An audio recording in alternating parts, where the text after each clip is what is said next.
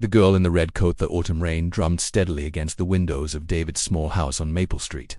He stood in the kitchen, stirring a pot of soup while his 8-year-old son Tommy played with toy cars on the living room floor. The room for rent sign had been taped to their front door for 3 weeks now, and David was beginning to worry. Money was tight. It had been ever since his wife passed away 2 years ago, leaving him to raise Tommy alone. His job at the local hardware store barely covered the mortgage and groceries. Renting out the spare bedroom wasn't ideal, but it was necessary. David glanced at the clock. 7:30. Tommy would need his bath soon, and there was homework to check. The routine kept them both grounded, gave them something steady to hold on to. A soft knock interrupted his thoughts. David wiped his hands on a dish towel and walked to the front door. Through the peephole, he saw a young woman standing on his porch. She looked to be in her early 20s, with long brown hair that hung damp from the rain. She wore a striking red coat that looked expensive, though it was soaked through from the weather. When David opened the door, he immediately noticed her eyes were red from crying. "I'm sorry to bother you so late," she said, her voice barely above a whisper. "I saw your sign about the room. Is it still available?" David hesitated. Something about her seemed fragile, despite the elegant coat she wore. "Are you okay, miss?" She nodded quickly, though fresh tears gathered in her eyes. "I just need somewhere to stay. I can pay first month's rent up front." She reached into her coat pocket and pulled out an envelope. David could see crisp $100 bills inside, more cash than he usually saw at once. Her hands trembled slightly as she held it out to him. "What's your name?" David asked gently. "Sarah," she replied. "Sarah Mitchell." David looked back into his house, where Tommy was now building an elaborate road system for his cars. The boy looked up and waved. Sarah's expression softened when she saw him. "Do you like kids?" David asked. "I love children," Sarah said, and for the first time she almost smiled. "I used to spend a lot of time with kids when I was younger." There was something in her tone that made David curious, but he didn't press. Everyone had their story. "Come in," David said, stepping aside. "Let's get you out of the cold." Sarah entered cautiously, water dripping from her expensive coat onto the worn hardwood floor. Tommy looked up from his cars with the frank curiosity only children possessed. "Are you the new roommate?" Tommy asked. "Maybe," Sarah said, kneeling down to his level despite her coat getting wrinkled. "What's your name?" "Tommy, I mate." "Do you like cars?" Sarah picked up one of his toy vehicles, a red sports car that had seen better days. Her fingers, David noticed, were soft and uncalloused. "This is beautiful. I had one just like it when I was your age." "Really?" Tommy's eyes lit up. "What happened to it?" Sarah's smile faltered. "I had to leave it behind when I moved away." David watched this exchange with growing sympathy. There were layers to Sarah's story that he couldn't grasp, but her gentleness with Tommy was genuine. "The room is upstairs," David said. "It's small, but it has its own bathroom. Rent is $400 a month, utilities included." Sarah nodded immediately. "That's perfect. Thank you." As David showed her upstairs, he noticed she carried only a small designer purse. No suitcases, no boxes of belongings. Whatever had brought her here, she'd left her old life behind completely.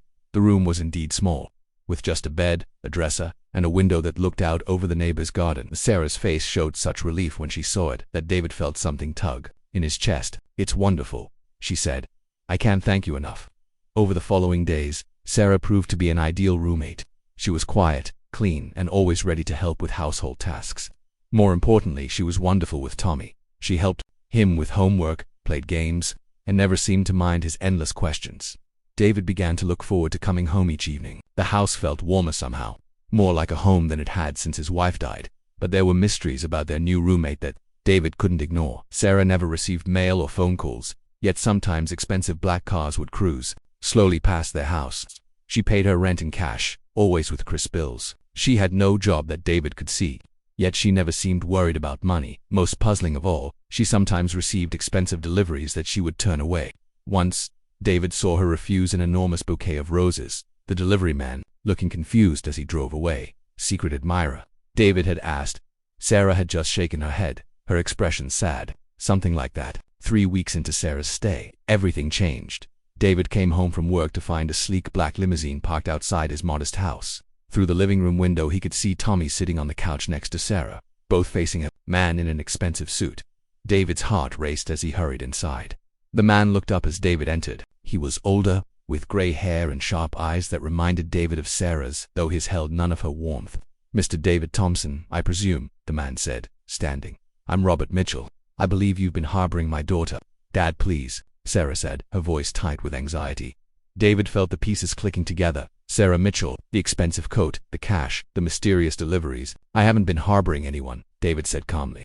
"Sarah is a grown woman who rented a room for me." Robert Mitchell's expression was cold. My daughter is not thinking clearly. She's the CEO of Mitchell Industries worth billions. She belongs at home, not playing house in this modest establishment. Like what? Tommy piped up. Sarah makes the best grilled cheese sandwiches ever. Despite the tension, Sarah smiled slightly at this.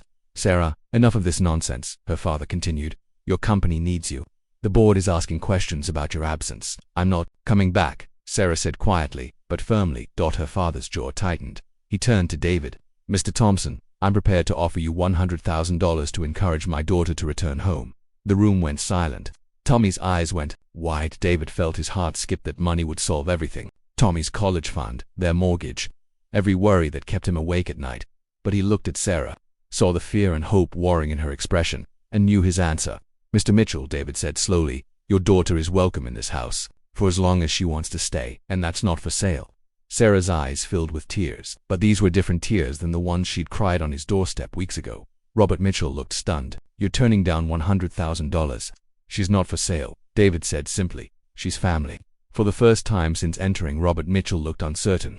He studied his daughter's face, then David's, then Tommy's. Sarah, he said, his voice softer, is this really what you want? Sarah stood and walked to David and Tommy's side. Yes, Dad, these people care about me for who I am, not what I can do for the company.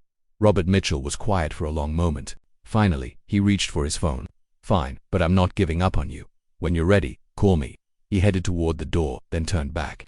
Your trust fund is yours regardless, Sarah. You'll have your independence. After he left, they sat in stunned silence. You're really rich? Tommy asked. Sarah laughed, though it sounded shaky. Very rich, but I've never been happier than I am here. That night, Sarah knocked on David's door. I've been thinking about what you said about family, she told him. What if we made it official? Not romantically, not yet. But what if we became real partners? I can help with Tommy's education, your business dreams, and you've given me something I never had growing up. What's that? David asked. A home where I'm loved for who I am, not what I'm worth. David looked into her eyes and saw their future there, brighter and more hopeful than anything he dared imagine. Are you sure? He asked.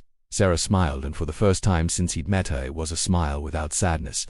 I've never been more sure of anything.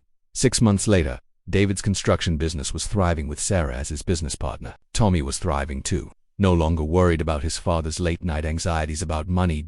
And on warm evenings, as they sat on the front porch watching Tommy play in the yard, David realized that sometimes the best things in life come disguised as problems. Sarah had arrived crying in the rain, desperate and alone. He'd taken her in because it was right, never imagining she would save his family as much as he'd saved her. No more tears, David said softly, taking Sarah's hand. She squeezed his fingers and smiled. Only happy ones from now on.